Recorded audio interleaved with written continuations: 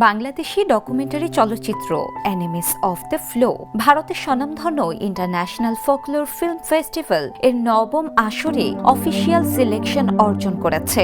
উৎসবটি আগামী 15 থেকে 17 জানুয়ারি 2025 ভারতের কেরালা রাজ্যে অনুষ্ঠিত হবে। ফেস্টিভ্যালের মূল প্রতিযোগিতা বিভাগে চলচ্চিত্রটি প্রদর্শিত হবে।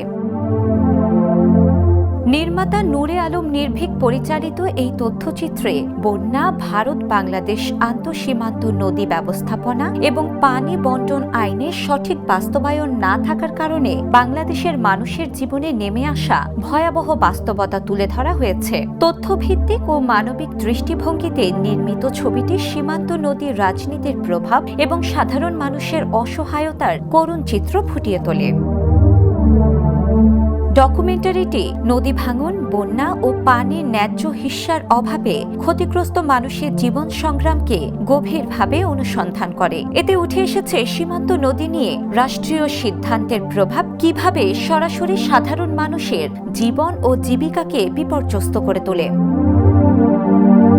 এর আগে নির্মাতা নূরে আলম নির্ভীক মিনিয়াং নামের ডকুমেন্টারি চলচ্চিত্র নির্মাণ করে দেশি ও আন্তর্জাতিক বিভিন্ন চলচ্চিত্র উৎসবে পুরস্কার ও স্বীকৃতি অর্জন করেন। তার ধারাবাহিক সৃজনশীল কাজের অংশ হিসেবেই অ্যানিমিস অফ দ্য ফ্লো আন্তর্জাতিক অঙ্গনে প্রশংসা কুড়াচ্ছে।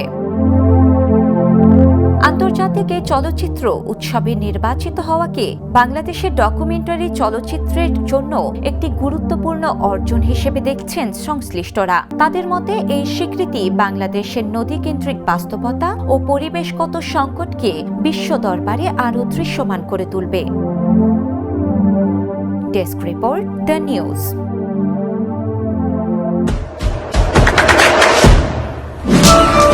দেশে দেশে সবার সাথে দ্য নিউজ।